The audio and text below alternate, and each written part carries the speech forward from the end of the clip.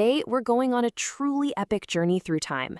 I want you to just step back with me for a moment, way back, and look at a civilization that has been quietly yet profoundly shaping the very fabric of human knowledge for millennia.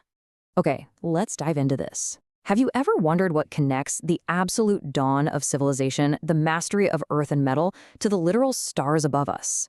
Like, how does a culture go from forging the world's first rust-proof iron to launching some of the heaviest satellites into Earth's orbit? Well, the answer is an unbroken thread of breathtaking innovation. Take a second to really absorb the staggering scale of this timeline. We're looking at metallurgy from the Indus Valley civilization way back in 2500 BCE. We're looking at complex, highly documented surgical procedures by Sushruta in 800 BC. And then Aryabhata's groundbreaking astronomical texts in 499 CE. These aren't just dates on a chart. These are the massive foundational pillars of human achievement that laid the absolute groundwork for the modern technological feats we see today. Part 1, the ancient foundations. Now, these foundations literally rewrote the rules of reality. Take the invention of zero in India. This wasn't just some abstract math concept, it completely revolutionized the global number system. It's the very mathematical bedrock that enabled algebra and calculus to even exist. And if we fast forward to today, that exact same binary foundation is what allows modern space agencies to run complex software simulations. I mean, literally none of our digital world exists without this single world-altering invention. And this brilliantly illustrates how that same genius extended right into geometry. Back in 499 CE, the brilliant mathematician Aryabhata determined the value of pi with stunning precision, calculating it as 3.1416. But he didn't stop at mathematics, he looked up. In that exact same year, 499 CE, Aryabhata scientifically explained that solar and lunar eclipses were not caused by demons, which was the common belief at the time, but by the shadows cast by the Earth and the Moon. He was mapping the cosmos with pure intellect, thousands of years before the invention of the telescope, let alone sending a rocket up there. Moving on to Part 2, Forging and Healing. Now, what's really interesting about this next point is the time frame. 1,600 years.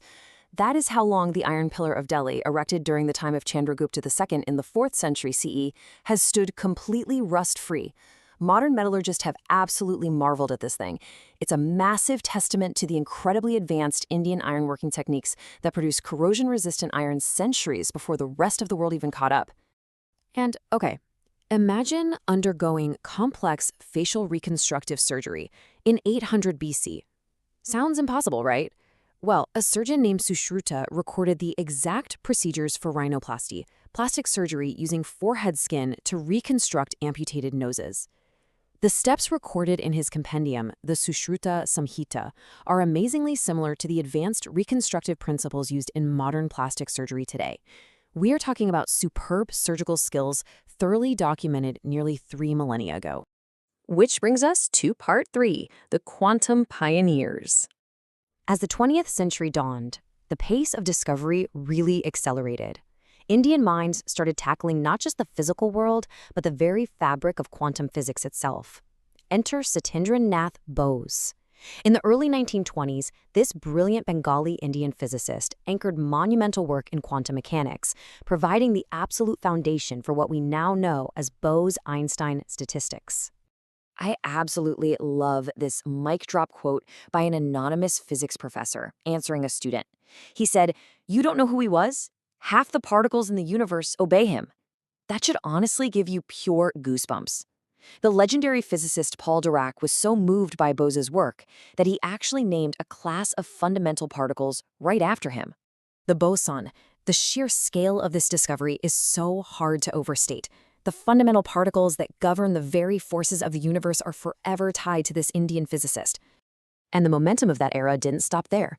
In 1928, C.V. Raman discovered the scattering of light. It was a breakthrough that secured him the 1930 Nobel Prize in Physics.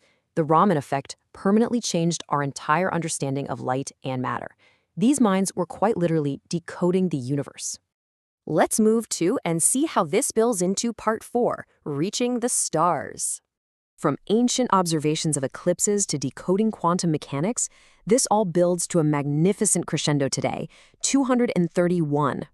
That staggering number represents the total space-related accomplishments by the Indian Space Research Organization, or ISRO, in the single year of 2025 alone. Just look at this barrage of achievements.